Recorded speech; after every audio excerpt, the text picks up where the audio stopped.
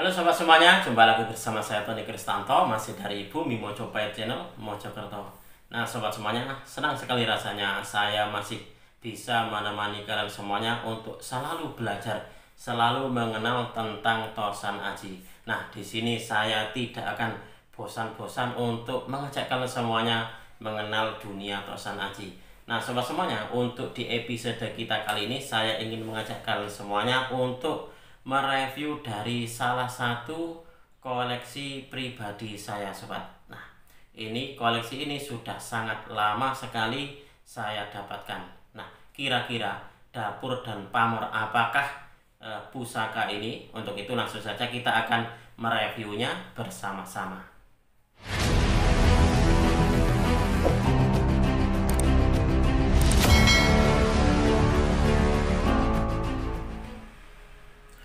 Oh ya sobat, di sini saya tidak tahu kenapa, jadi saya kok pengen sekali mereview dari keris ini. Nah, keris ini sebelum saya buka, di sini saya ingin sedikit bercerita tentang asal usul saya mendapatkan keris pusaka ini sobat. Bahwasanya dulu saya mendapatkan ini sudah agak-agak lama. Saya mendapatkannya dari seorang penjual Tosan Aji. Jadi beliau biasa mencari Tosan Aji itu ke kampung-kampung. Nah kebetulan beliau memiliki salah satu dari pusaka yang sangat-sangat bagus kalau menurut saya. Waktu itu saya bertamu ke rumah beliau dan beliau mengeluarkan salah satu pusaka, salah satunya adalah ini. Saya melihatnya, wah ini sangat-sangat luar biasa sekali pusakanya untuk ukuran saya waktu itu. Beliau bercerita bahwasanya untuk di pusaka ini Mas Tony ini saya mendapatkannya di salah seorang rumah warga yang ada di lereng gunung. Waktu itu gunung mana ya, kalau nggak salah Gunung Kelut atau gunung mana itu. Beliau berceritanya seperti itu dan saya mencari pusaka itu nggak dapat, jadi cuma dapat satu ini saja Mas Tony. Jadi apa ya, bisa dikatakan itu perjalanan beliau dalam mencari pusaka akhirnya cuma dapat satu itu dengan apa ya, susah payah dan juga dengan tenaga yang ekstra seperti itu. Beliau wah cuma dapat ini Mas Tani. Waktu saya lihat, wah ini kok kayaknya saya serg banget ya, pusakanya kok bagus banget. Lalu saya tanyakan kepada beliau apakah itu dimaharkan. Cak Mat, nama beliau adalah Cak Mat Rahmat, Pak Rahmat. Jadi beliau bilang iya nggak apa-apa dimaharkan. Nah waktu itu terus saya wah ini waktunya untuk pindah di rumah saya ini. Oke, coba kita akan melihat wujud pusakanya seperti apa sih. Kok saya bilangnya istimewa? Coba kita akan melihatnya.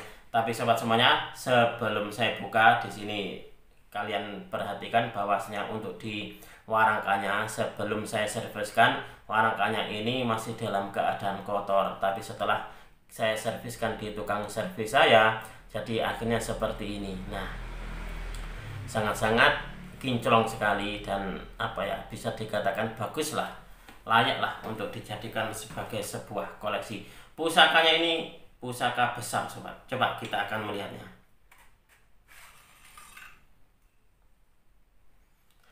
Nah, ini adalah wujud dari pusakanya. Kalau kalian melihat di sini, ini untuk di pusakanya sendiri bilahnya lebar, bisa dikatakan ini besar.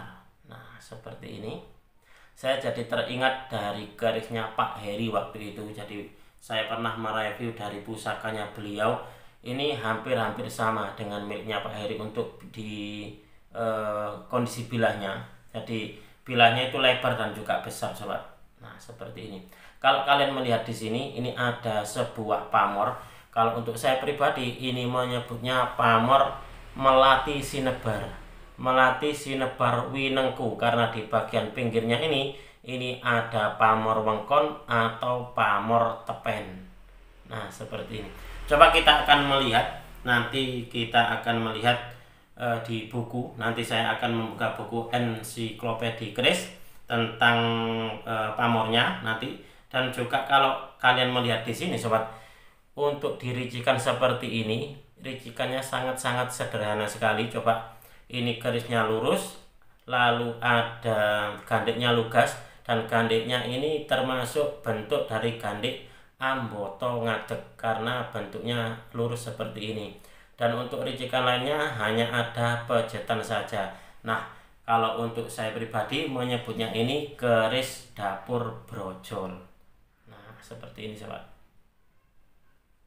Coba kita akan melanjutkan lagi, kita akan melihat pamornya, dan di sini nanti saya ingin sedikit memberikan sebuah wawasan kepada kalian tentang pamor melati sinebar dan juga pamor wewengkon. Oke sobat, sebelum saya ajak kalian semuanya untuk melihat di buku, coba kalian amati untuk di kerisnya sendiri. Nah, ini adalah wujud dari bilanya. Nah, seperti ini. Sebenarnya dulu waktu sebelum saya warangi, ini memang sudah saya warangi, tapi warangannya memang sudah lama. Nah, sebelum saya warangi dulu sobat, ini sebenarnya sudah pernah mau dimahari oleh salah seorang ketua paguyuban perkerisan yang ada di Mojokerto. Dia juga seorang bisa dikatakan senior di dalam Tosan Aji. Setelah melihat foto dari keris saya ini, beliau langsung sangat-sangat berminat. Tapi waktu itu sobat, saya belum melepasnya. Karena apa? Karena masih baru saja saya dapatkan, dan juga untuk di kerisnya sendiri waktu itu saya sangat-sangat suka waktu itu. Nah, seperti ini. Ini adalah wujud dari pusakan. Coba kita akan, karena di sini saya melihat bahwasanya untuk diricikan seperti ini adalah dapur brojol. Nanti akan saya bacakan sedikit filosofi dari dapur brojol.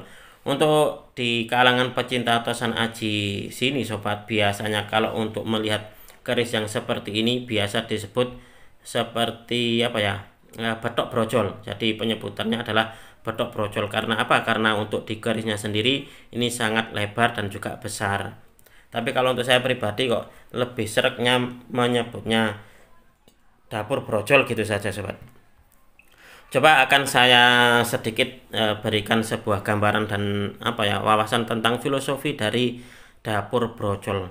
Katanya dapur brojol itu adalah dapur yang sederhana dan konon katanya hanya dimiliki oleh para dukun bayi. Tapi kalau untuk saya pribadi hal seperti itu kurang tepat. Jadi brojol ini merupakan ungkapan peristiwa kelahiran jabang bayi ke dunia. Kalau di dalam bahasa Jawanya itu brojol.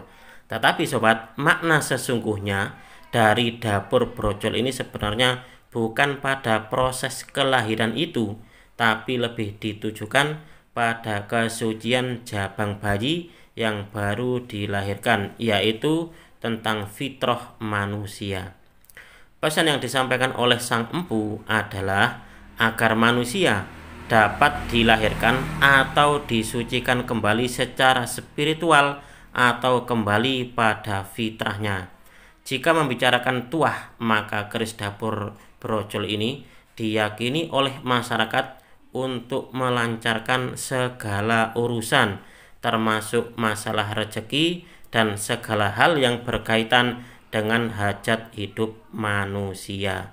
Nah, itu yang saya ketahui sobat tentang filosofi dan juga pesan yang disampaikan dari dapur brojol. Lalu kita akan melangkah di selanjutnya sobat. Kalau di sini ini pamor yang seperti ini, bulat-bulat seperti ini, dan dia bentuknya menyebar. Ini kalau untuk saya pribadi menyebutnya pamor melati sinebar. Coba kita akan melihat di buku ensiklopedia keris tentang keterangan pamor melati sinebar. Coba sobat, coba kita akan membacanya bersama-sama. Bahwasanya melati sinebar merupakan salah satu motif pamor yang bentuknya merupakan bulatan-bulatan berlapis yang menyebar berurutan dari pangkal sampai ke ujung bilah.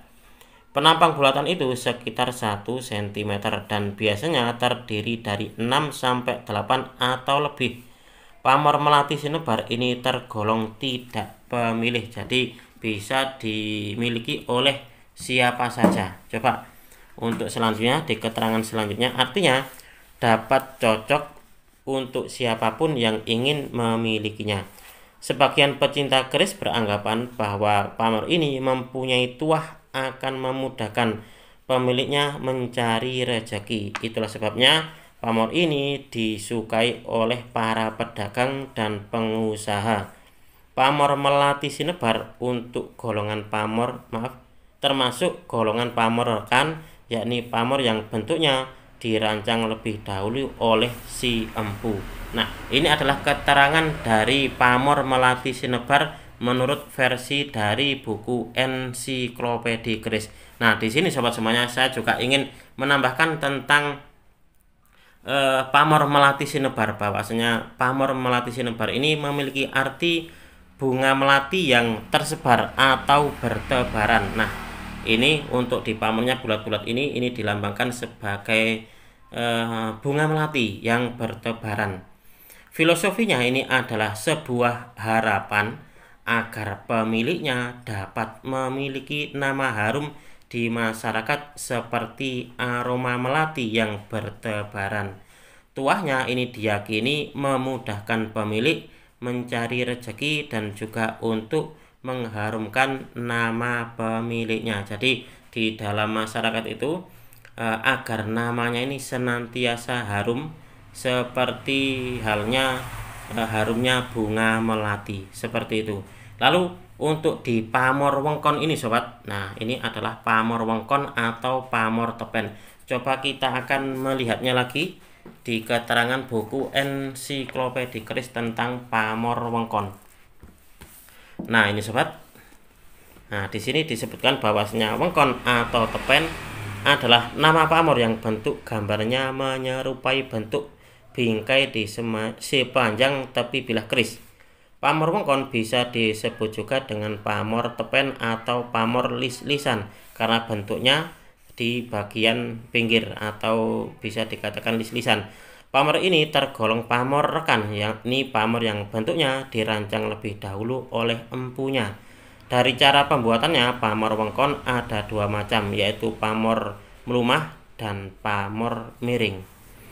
Oleh mereka yang percaya, keris yang berpamor wengkon ini dinilai mempunyai tuah untuk membantu pemiliknya menjadi lebih hemat, lalu tahan segala godaan dan manfaat lainnya. Dan pamor ini tergolong tidak pemilih, jadi siapa saja dapat memilikinya. Walaupun tampaknya sederhana, ternyata keris dengan pamor wengkon ini termasuk sulit dibuat. Saya jadi teringat dengan keterangan dari Pak Ali Imron kapan hari itu. Jadi beliau bertandang ke rumah seorang empu, bahwasanya sang empu menginformasikan bahwasanya keris dengan pamor yang sulit dibuat itu adalah pamor wengkon, Mas, katanya seperti itu. Saya bertanya, kenapa kok sulit sekali dibuat pamor wengkon itu, Pak? Ya karena harus memerlukan jam terbang tinggi untuk membuat pamor dengan pola pamor wengkon seperti ini yang rapi, katanya seperti itu. Nah, kita lanjut lagi sobat semuanya. Ini di keterangan sebuah artikel lain. Saya juga mempunyai sumber-sumber lain selain dari pengetahuan saya pribadi, dan juga selain di buku, saya pun juga mencari di artikel lainnya sebagai bahan untuk tambahan kita belajar bersama bahwasanya pamor wengkon atau pamor tepen ini dipercaya tuahnya membuat pemilik menjadi lebih hemat, tahan terhadap segala bentuk godaan. Selain itu juga diyakini sebagai bentuk proteksi atau perlindungan pemilik dari serangan gaib sebagai tolak balak dan juga pagaran gaib. Nah ini, wengkon ini melambangkan perlindungan, memagari, membentengi atau menangkis segala bentuk serangan dari luar yang dapat membahayakan pemilik keris dengan pamor wengkon atau pamor tepen ini sobat. Nah ternyata di dalam artikel yang lain saya juga mendapati bahwasanya salah satu dari tuah atau fungsi dari pamor tepen ini diyakini sebagai sebuah bentuk perlindungan pemilik dari tolak balak, bisa dikatakan seperti itu. Jadi ini adalah sebagai sebuah ikhtiar pemilik untuk perlindungan, baik itu perlindungan pribadinya atau perlindungan dalam hal usaha. Mungkin seperti itu sobat. Jika ada yang berpendapat lain tentang nama dapurnya ataupun juga nama pamor yang telah kita review ini, saya persilakan, karena intinya di dalam sebuah tosan aji, di dalam pengetahuan tosan aji, perbedaan itu sangat-sangat mungkin terjadi dan perbedaan itu sangatlah wajar. Nah, demikian tadi sobat, kita sudah belajar bersama tentang salah satu dari koleksi Galeri Bumi Mojopahit. Ini adalah salah satu dari koleksi pribadi saya dengan dapur brojol, pamornya pamor Melati Sinebar Winengku. Semoga video ini bisa sedikit menambah pengetahuan dan juga wawasan kepada kalian semuanya, khususnya bagi kalian para pecinta tosan aji pemula. Apabila ada kesalahan dan juga ada kekurangan di dalam saya menyampaikan review tadi, saya memohon maaf yang sebesar-besarnya. Dari saya cukup sekian. Terima kasih dan salam dari Bumi Mojopahit.